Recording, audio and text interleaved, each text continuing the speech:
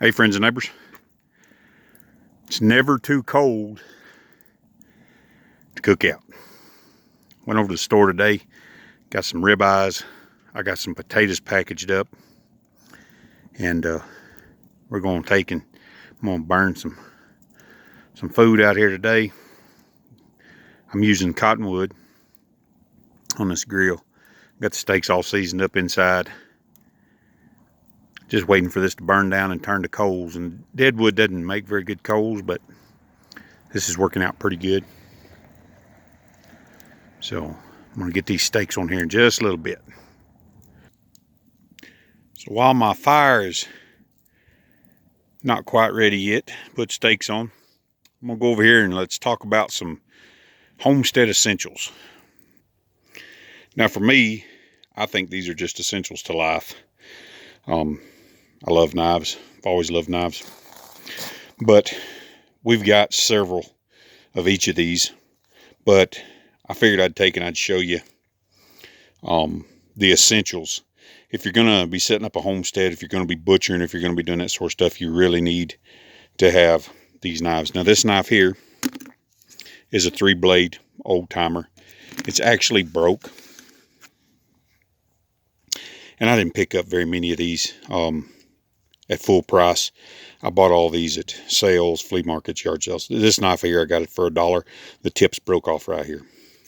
So this is the one I pack every day. I use it to cut hay twine. I use it to slice an apple, cut cheese, castrate animals. It's pretty sharp and it holds an edge pretty well. The next one that I carry this one every day. It's made in China. It's a elk ridge, but this is a skinning knife. I carry it. It needs to be sharpened a little bit more. But I carry this one just in case. You never know when you're going to run across roadkill. Somebody's going to need help skinning an animal. If a deer gets hit by a truck or a car, chances are most of the meat cuts are good. And we survived a lot on that growing up. We were on what was called the roadkill list. We would actually go out and get the animals that were hit by cars, and they would give us a tag for it, and we would take and butcher it out and save all the good meat. So I always keep one. I don't know how many times I've had to skin something with a pocket knife, so now I keep one of these. Let's move over here. This is a 3-blade, kind of like this knife over here, but this 3-blade here, it's a little bit bigger. I've got a case for it. I can carry it on my belt. I usually don't carry this one. And the one I don't have here is my multi-tool. It's actually in my getaway bag, what we call our possibles bag. But we carry one of these in our possibles bag, or getaway bag, whatever you want to call it.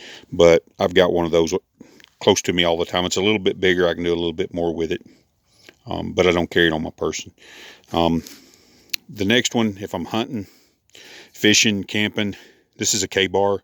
It's made in Olean, New York. This is a United States Marine Corps K-bar. I got this one for $5. I was going to tell you about the price. Believe I got this one at auction in a bunch of knives. I may have paid $10 or $12 for the whole bunch. Paid $1 for that one. This one I actually got for $1 with the sheath. Lady had a bunch of them, and I asked her, I said, what do you want for these? And she said $1 a piece. So, excuse me, throat's acting up. So this K-bar is a good chopper. You can butcher with it, but it's really shaped more like a wedge. So you can butcher, you can chop rib bones, cut down into pelvic bones, get down in between joints if you're butchering. And it's just a good camp knife. You can chop wood with it. You can make kindling.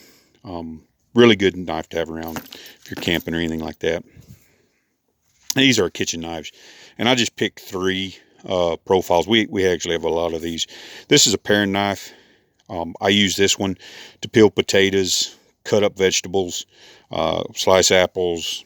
But this one, I've had it for a lot of years, and it is bought it at a yard sale. I think I gave $2 for it, but I like the tip on it. You can't poke it through and hurt yourself. It's rounded. But it's a really good pair of knife for cutting up vegetables and that sort of thing. If you're going into the garden, these knives are really good. You can reach in there and just pop fruit off, cut okra, whatever you need to cut there. Next one is an old Hickory. We have several of these knives. I buy them every chance I can at yard sales. This is a full-length butcher knife. This is really good for slicing steaks, slicing meat. Even when I'm skinning, I'll use one of these to take out big cuts of meat, like the backbone. This tip will go right down in there, go along backbone, take the tenderloin out, or the back strap. And this butcher knife here, again, this is an old Hickory. Really good knife. Good for skinning. It's got the rounded edge on it. And it's good butcher knife. It's a good kitchen knife. It's good for cutting up meat. There again, you can cut up vegetables and stuff with the bigger stuff, like heads of lettuce or broccoli, cauliflower, stuff like that. It cuts through really good. It's got a good back on it, so it's not real flimsy. None of these here are real flimsy. This one here, if you want to chop through something, cutting up hard stuff, this is best. But if you're going to cut like watermelon or something, these two right here work really well. So I just thought I'd bring you this. Don't have my editor. She's working, so I'm just shooting these straight through. But these are the essentials that I think you need for a homestead. Like I said, we've got plenty more different ones, but this right here is a good knife collection. If you had this, you could do everything you needed to do on a homestead. So thank y'all for stopping by. I'm gonna get them steaks on the grill, and we'll see you down the road.